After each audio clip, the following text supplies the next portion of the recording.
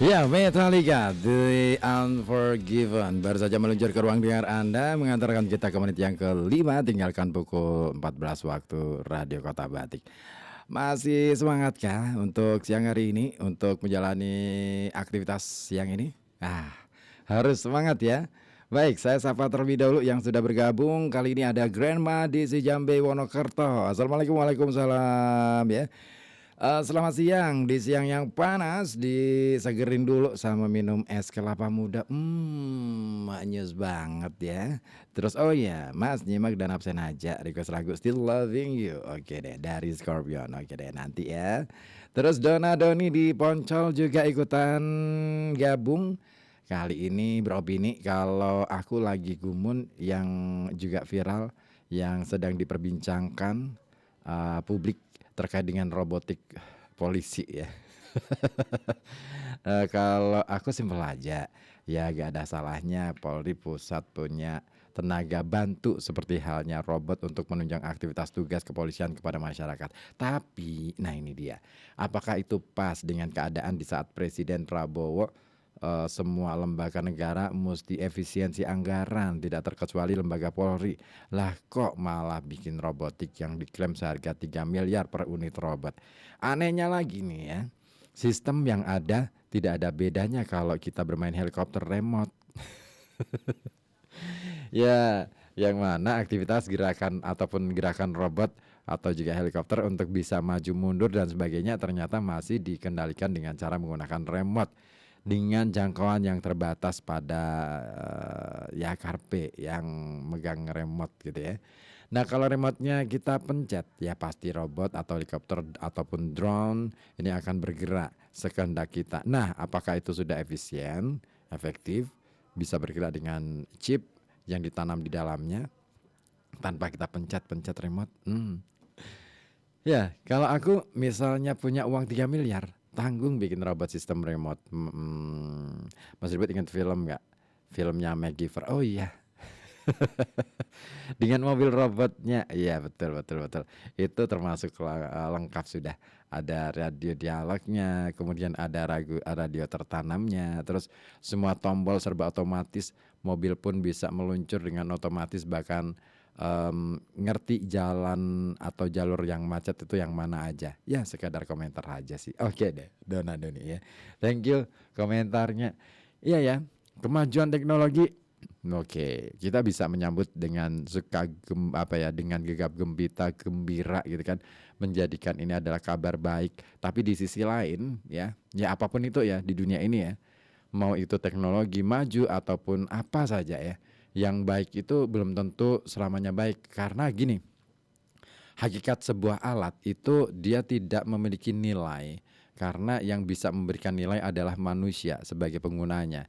Contoh kata misalkan kalau kita istilahnya pisau di rumah misalnya, itu kalau digunakan secara baik ya dia akan bernilai ya kan. Tetapi kalau digunakan untuk aksi kejahatan, nah itu jadi persoalan deh ya kan.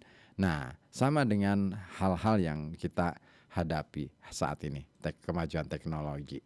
Tapi ngomongin soal kemajuan teknologi memang ya, seperti yang pernah disampaikan ataupun pernah diinformasikan melalui laman komdigi.go.id bahwa teknologi kecerdasan artificial atau artificial intelligence ini memang mulai banyak digunakan untuk tindak kejahatan dan penipuan. Misalnya pembuatan foto ataupun video palsu dengan teknologi AI yang disebut sebagai deepfake. Nah, Wakil Menteri Komunikasi dan Digital Nezar Patria juga sempat memperingatkan kepada masyarakat agar waspada atas berbagai aksi kriminalitas dan penipuan yang memanfaatkan teknologi AI. Nah, seperti dikatakannya saat mengisi Syawal Fest di PWGP Ansor Jawa Timur beberapa waktu lalu ya, bulan April, sekitar pertengahan bulan April lalu ya. Saat ini kita bisa menyaksikan sekarang ya video-video yang dihasilkan oleh AI itu nyaris sempurna ya. Banyak orang bahkan terkecoh, bukan hanya orang awam. Seorang expert pun kadang-kadang terkecoh dengan video ataupun foto yang dihasilkan karena sangat mirip dengan yang asli. Nah, menurut Nezar Patria, saat ini ada penyalahgunaan AI dalam bentuk pemalsuan bukti transfer bank untuk menipu nasabah agar meyakini bahwa mereka telah menerima transfer uang ke rekening. Nah, bukti transfer itu bisa dengan cepat dibuat, bahkan sampai dengan hologram yang ada di belakangnya. Wah, itu juga bisa ditiru, ngeri juga nih ya. Nah, Kementerian Komdigi ya, ini telah berupaya memerangi penyalahgunaan AI melalui penerbitan Surat Edaran Menteri Komunikasi dan Informatika Nomor 9 Tahun 2023 tentang etika kecerdasan artifisial. Bahkan berkaitan dengan tindak kejahatan keuangan dan perbankan, Kementerian Komdigi ini juga sudah berkoordinasi dengan OJK dan Bank Indonesia melakukan pencegahan dan mitigasi kerugian nasabah. Nah, Nezar Patria juga sempat menjelaskan bahwa pemerintah juga sudah menggunakan beragam aturan lain untuk mencegah terjadinya kejahatan dengan teknologi AI ini, yaitu diantaranya adalah Undang-Undang Informasi dan Transaksi Elektronik atau ITE, terus kemudian Undang-Undang Perlindungan Data Pribadi ya, PDP ya, juga Undang-Undang Hukum Pidana KUHP serta Undang-Undang Hak Cipta. Nah, meskipun begitu, Nezar Patria juga menyadari modus kejahatan dengan teknologi AI terus berkembang sehingga dibutuhkan regulasi yang lebih khusus. Nah, perkembangan penggunaan AI untuk memanipulasi dan menciptakan sesuatu yang baru itu jauh lebih cepat dari peraturan-peraturan yang dihasilkan, kata dia. Dan Nezar menyatakan saat ini pemerintah tengah menyusun sebuah peta jalan atau roadmap pengembangan AI. Nah, targetnya adalah agar pemanfaatan teknologi AI di Indonesia ini dapat digunakan secara lebih positif serta mampu memitigasi risiko negatif yang mungkin terjadi. Jadi gitu ya. Ya memang ya, ya itu dia ya. Kayaknya dari dulu deh ya. Tindak kejahatan itu lebih mendahului dari apa regulasi yang disiapkan. Kadang-kala seperti itu ya, dan kecenderungan seperti itu deh dari zaman dulu sampai saat ini. Mungkin sampai nanti.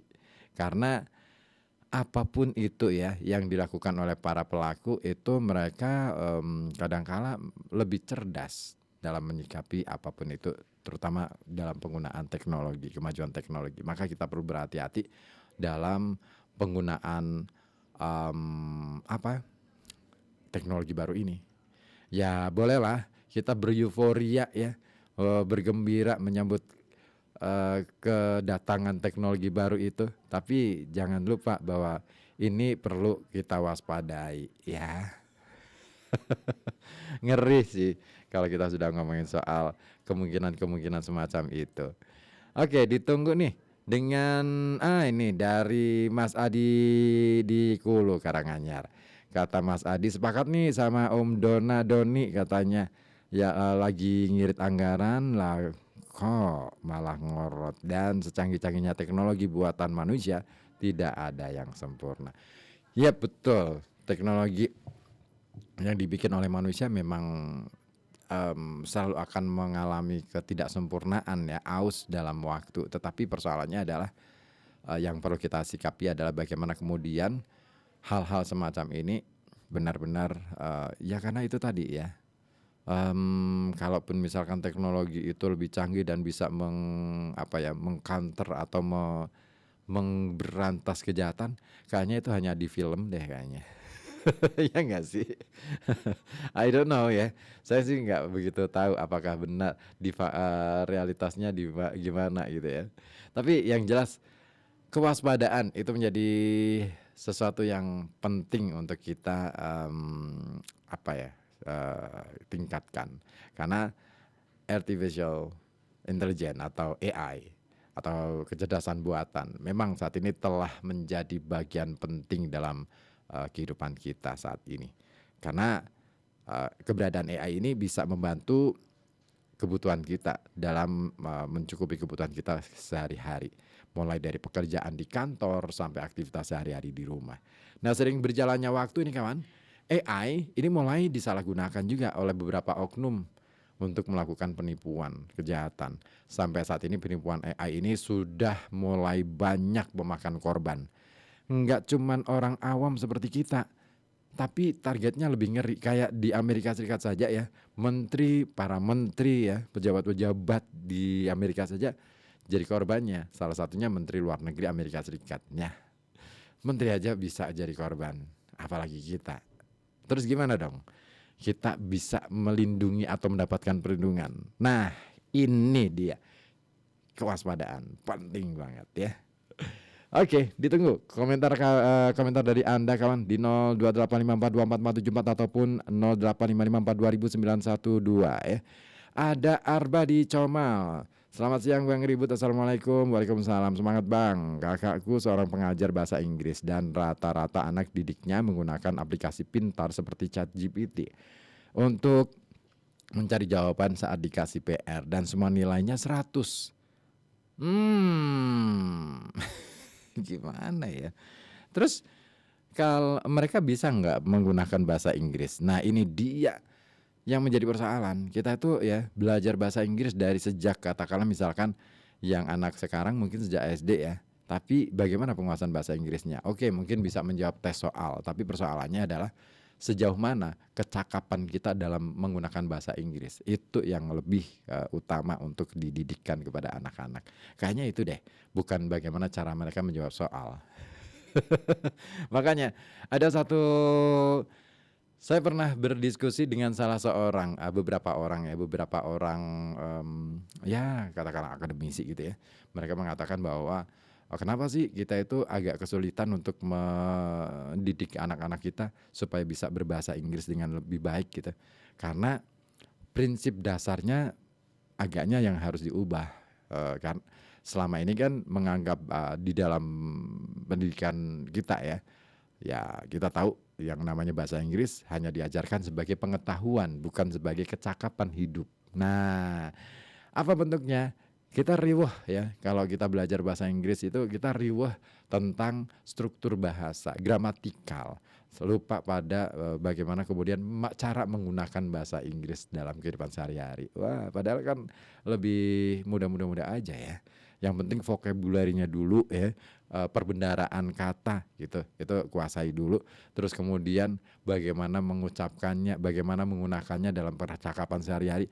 Nggak harus dengan aksentuasi atau aksen atau lidah Inggris, bisa dengan lidah Jawa misalkan I don't know babar blas misalnya.